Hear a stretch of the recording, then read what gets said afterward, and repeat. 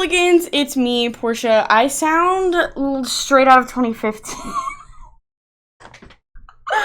Oh my god, that's so embarrassing. Okay,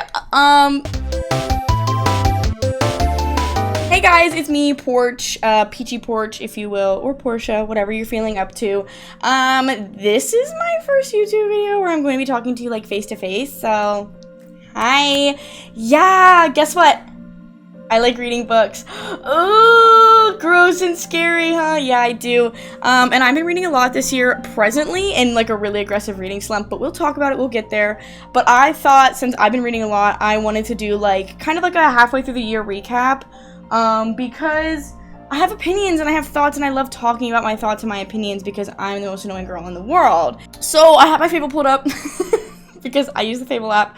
It says that so far this year I've read 20 books and it is halfway through June. And yes, that number is still the same as it was at the end of May because I'm struggling right now. Oh, it's really bad. We're going to start with Phantasma. We have Phantasma and Enchantra. So Phantasma came out first. I read this in January. And then Enchantra came out in May. Yes, and I read it in May as well. I just read it later in the May. Really good, really fun books. They are, what are they called? Interconnected standalone. So they are about sisters. This is the older sister and this is the younger sister. And they both end up in these, like, game type things. And then it's, like, kind of dark romancy, but not in, like, a Haunting Adeline way. It's more of in, like, there are horror aspects and there's romance aspects, and sometimes they commingle a little bit, and, like, that's really the most you're gonna get out of the dark romance of this. But they're really fun books. They're really good reads. I have a great time. Kylie Smith, you know what? She's got me in unlock. I will read what she puts out. So, let's see. Enchantra, I gave, 4 3/4, okay? And then Phantasma, I'm scrolling back. I gave 4 1/4. Okay, so not perfect, but they're both really good. I think my main gripe with Phantasma was, like, she was like, oh yeah, I'm a necromancer or something. No, that's not what she is. She can talk to spirits or whatever, and she's like, and I live in New Orleans, and you're like, okay. The next book I read, however, unfortunately does live on my shelf. And unfortunately, it was Onyx Storm. I did read it when it came out. Now, here's the thing, and y'all haven't been with me on my full reading journey, but the December of 2023 is when I read Fourth Wing, and then I read Iron Flame, I think about when it came out, maybe like a little while after, I don't remember. And then I read this as soon as it came out. This shit is ass. This shit is so ass. It's not good. Here's the thing. I loved Fourth Wing. Fourth Wing is such a good book. But, like, Rebecca Yarros is having a really hard time continuing the story, and I think that she bit off more than she can chew. I think that these books could have been 3 books. Like, this could have been the 3rd and last book, and she decided that she wanted to make it 5 for some fucking reason. And so, like, I don't know. It's just, like, the plot is not plotting in, like, any meaningful way anymore, and there are so many characters, and she does not do any sort of, like, oh, do you remember who this person is that I told you about 2 books ago? She, like, refers to this guy by a nickname, and then doesn't give context as to who he is to her, if that makes any sense. And I feel like normally when you're, like, in a series and you're reading a book, even if you're picking up the 3rd or 4th book, they'll be like, oh, so-and-so who is my brother, or so-and-so who is X person to me. Like, you know what I mean? And she has no sort of, like, callback to that. There's no, like, references to, like, remind you anything about, like, the past books. And just know that I hated this book. On Fable, I gave it 2 and 2.75 stars, okay? Bad. So next, I read A Court of Thorns and Roses, and I read most of the series back to back to back. I'm going to preface this by saying I do have all of Throne of Glass. I do think Throne of Glass is better. I'm not sorry about that. I'm also going to say Sarah J. Maas, not a author I suggest financially supporting. I did read all of these books on digital, so I don't have the physical copy with me. But I read A Court of Thorns and Roses, Court of Mist and Fury, and A Court of Wings and Ruin. And I did eventually read Frost and Starlight, but I think that I rated all of the other ones higher than Frost and Starlight. I think I only gave it 3.5 stars. It's, like, fine. So here's the thing, is like, maybe I made the mistake of reading Throne of Glass first, because Throne of Glass is just such like a superior story. A Court of Thorns and Roses, the first book, is just like a Beauty and the Beast retelling, and then A Court of Mist and Fury is actually really good, and then A Court of Wings and Ruin, it's good. I don't, you know, I saw somebody say that they thought Wings and Ruin was the best one. I personally think Mist and Fury is, but I think Mist and Fury is really good for the romance reasons, not for like the fantasy world reasons. And also, I think that my biggest gripe with Rings and Ruin is the fact that it's not the final book. Like, it feels so final. It feels like it should be the last book, but then you, like, know that Silver Flames exists, and it's like, wait a second, like, why am I going to go back to this world? Not that it's a bad thing. Like, I don't have any, like, beef with the concept of Silver Flames, because I obviously took from a different perspective, but, like, the fact that you gave us 4 books in first person with one person the whole time, and then you're like, I need to, anyways, I don't know. I have a lot of mixed feelings on that specifically. Thorns and Roses is really interesting. I think it's like a very interesting spin on Beauty and the Beast. But I also think that, like, I don't know. It's really good setup is how I feel about it, and I just don't know if like that makes it a strong book. I did still give it 4.5 stars, and then I gave Mist and Fury 5, and then I gave A Court of Wings and Ruin 4 and 4.75, which is not too bad. Okay, so next is another series. I read the Legendborn cycle. Oh my god, these books are honkers. If you are not on the Legendborn cycle, get the fuck on it. Get on it. This shit is so good, and it is YA, and I don't give a fuck, dude. Okay, the fact that I read these 3 books after the ACOTAR series, and I keep them on my shelf behind me every day because I love these books so much.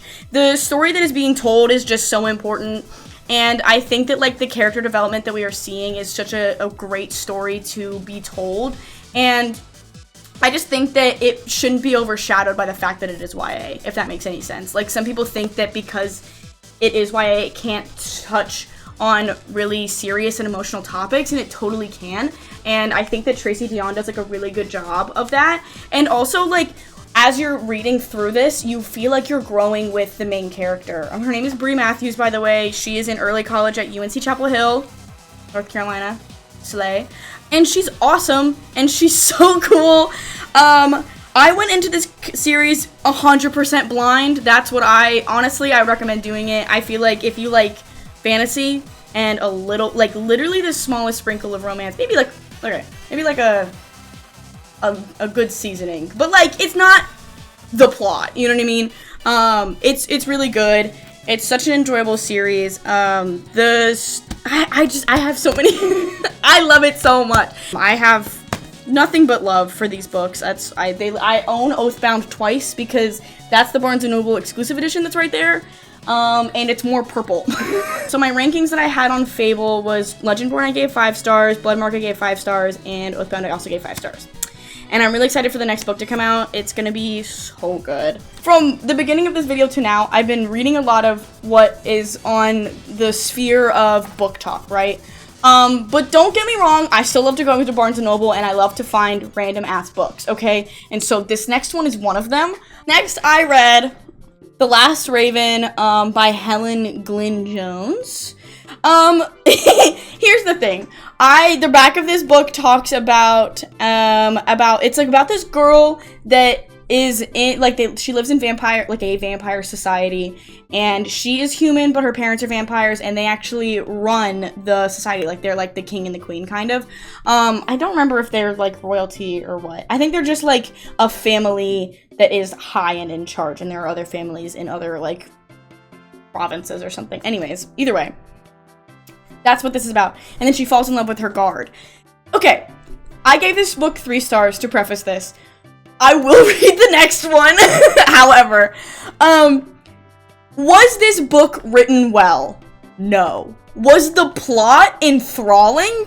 Yeah.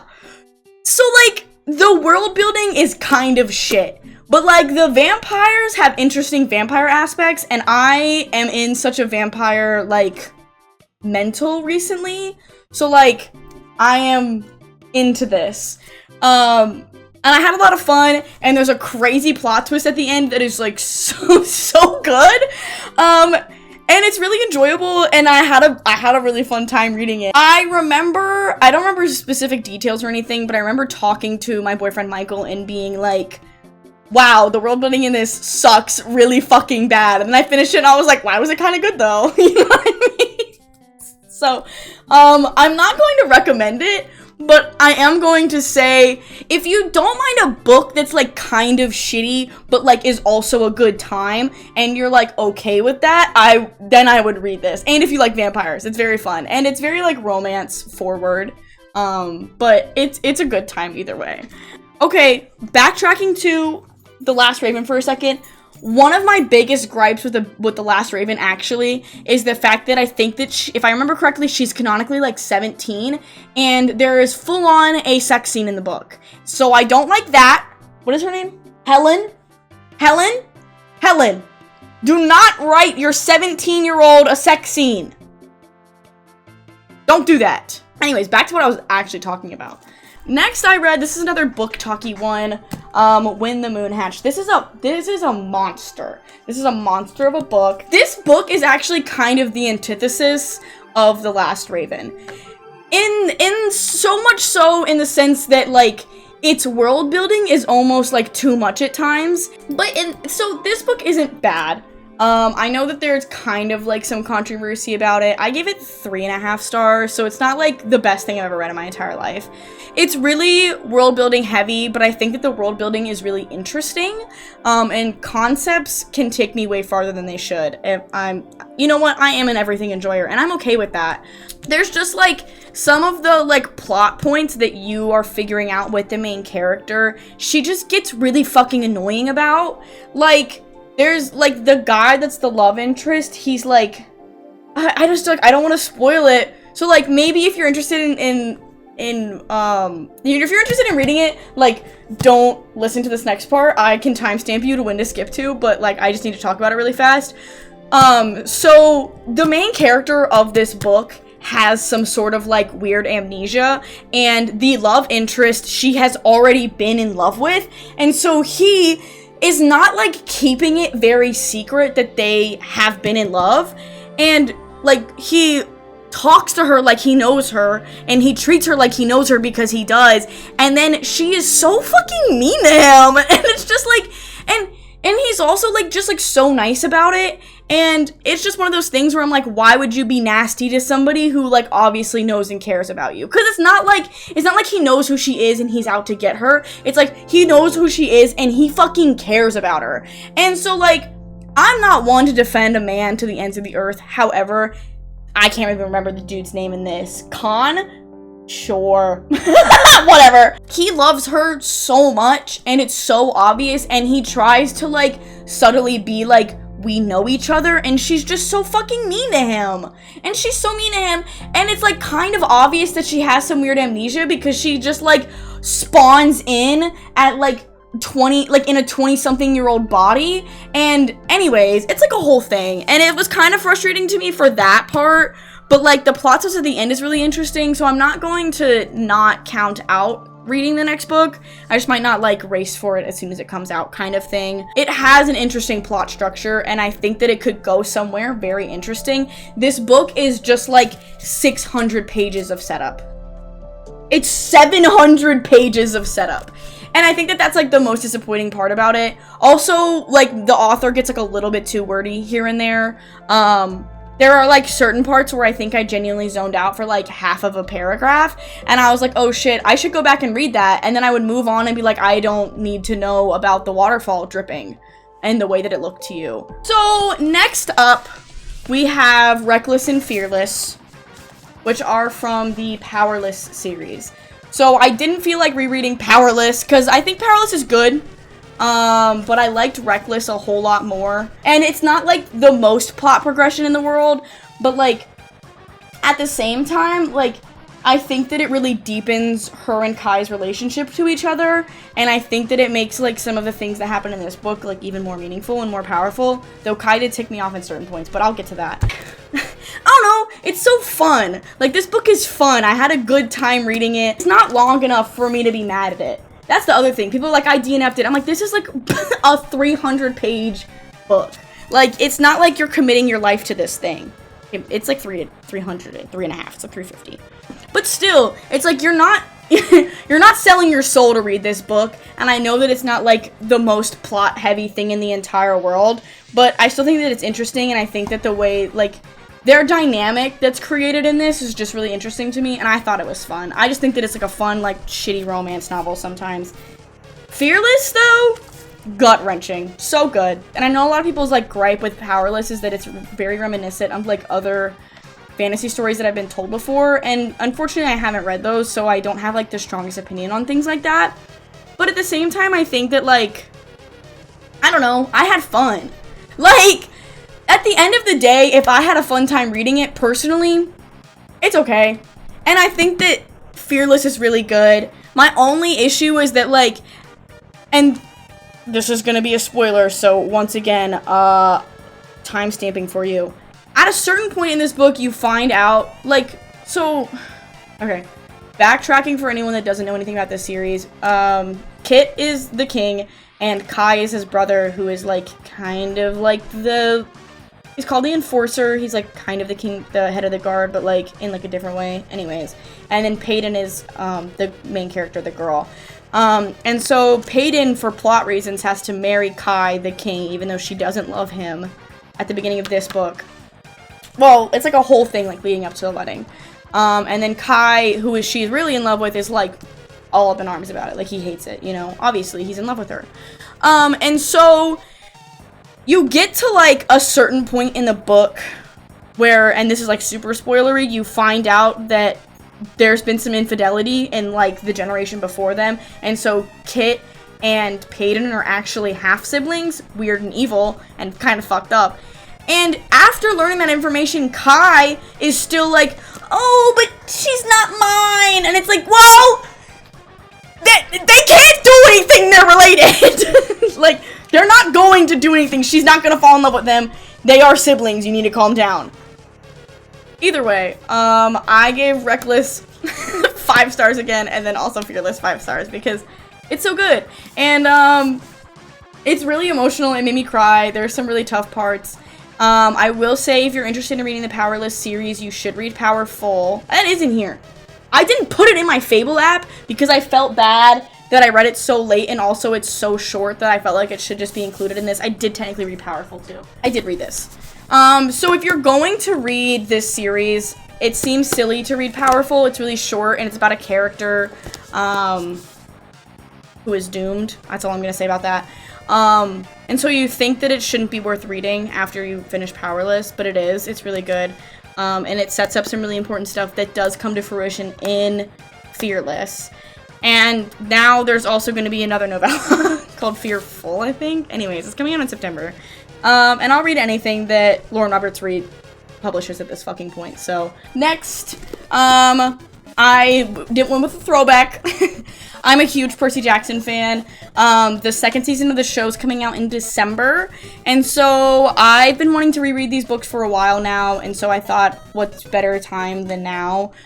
And these are just classics. These are so good. If you don't mind reading stuff that is... It's written for children, but doesn't really feel like it sometimes. It's definitely silly. But they're so good, and the relationships that they're building in these books are really, really great, and Rick Riordan is a fantastic author. I love him. I love these books. I think I gave them both. No, I gave Lightning Thief 4.5, and I gave Sea of Monsters 5. That's crazy. Okay, past me, whatever you say, Queen. So good.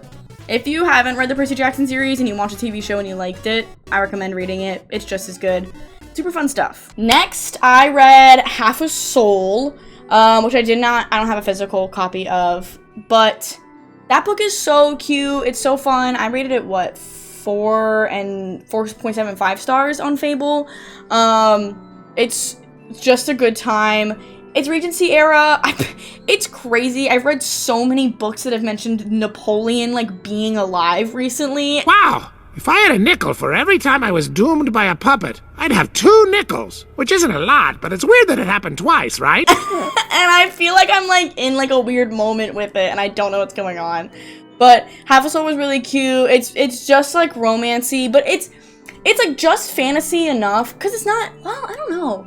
I mean, I guess it is. It's a solid romantasy, yeah. I part of me is like, there's not fantasy aspects of it. Like, the beginning of the book isn't her getting her soul taken by a fae. Anyways. But yeah, so it's about the main character gets half of her soul taken when she's younger, so she's like a little weird and a little odd.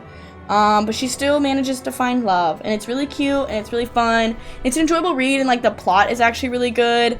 And she's a really strong character, and I had a great time reading it. I got this book specifically from Lexi Newly Nova, if you know about her. I love her. Anyways, I got that book because of her, and I really, really liked it. The next thing I read was Interview with the Vampire. So, there's a few reasons why I read this. One, it's a classic. Two, Nosferatu has put me in the worst vampire mindset of all time, and so I've been very into vampires, like I said, with the last read, and I did read that as well. And also, I watched an interview where V.E. Schwab was talking about her upcoming book, which is now out, actually, called Bury Our Bones in the Midnight Soil. And she talked about how this book was a very big influence on her, and specifically the second book, I think it was, the one about Lestat. And, I was so intrigued by her plot synopsis of a book that she was was going to come out. I was like, I have to read this book so that I have context for it, as well, obviously, as like vampires. I rated this book 3.5 stars, 3.75 stars, sorry. It's good. I'm not coming from like a I didn't like it standpoint. I just think it's like, it's interesting and it's slower, and it's definitely written in the 70s. Do you know what I mean? I will say, I saw this girl review the book a few weeks after I finished it, and she said it wasn't gay enough. She said, I read this because of the show, and the book wasn't gay enough, and I nearly hurled my phone across a building. Reminder, gay vampire romance TV show made in the year 2022 would not exist if this book did not exist. If the queer people in the 70s did not put in the work that they did, you would not be able to watch that gay fucking show. This book is not that gay. I'm going to say that now. I'm sorry to break your hearts. There's a lot of yearning, and there's a lot of, like, casual gay stuff, but if you watch the show and you think they're going to be fucking like that, they are not.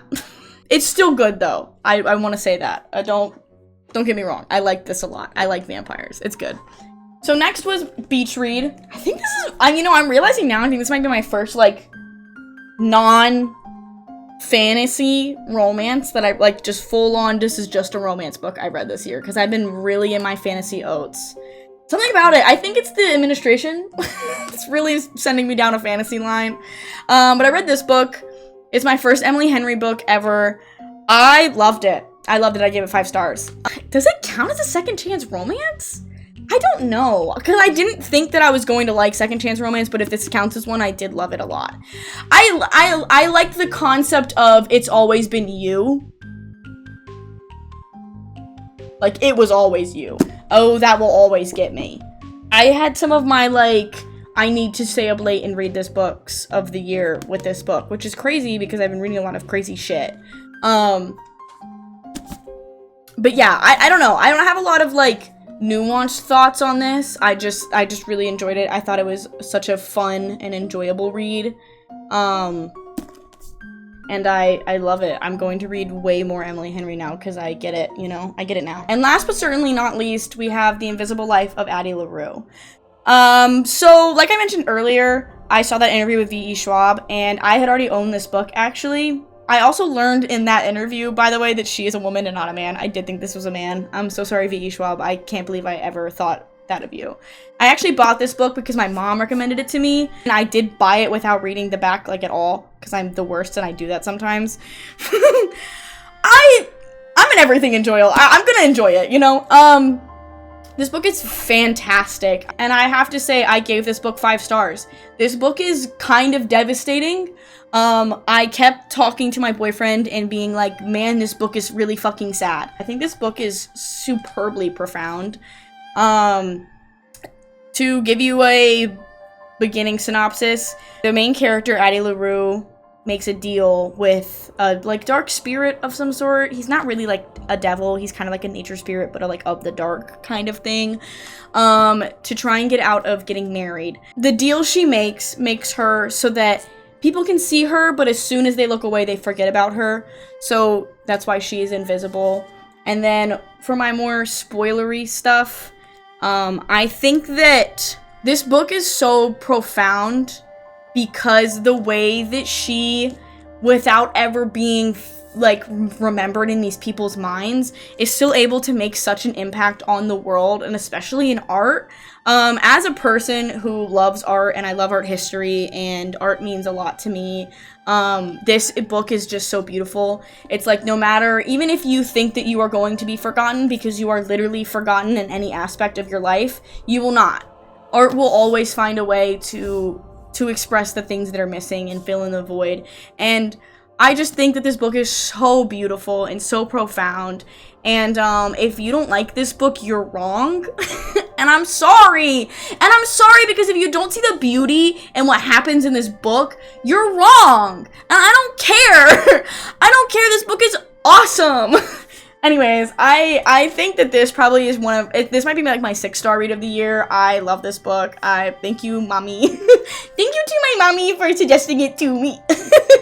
I really, really love it. And I think that if you are a big fan of art, you should read it. I think if you are a fan of good books, you should read it. I think that if you like things, you should read it.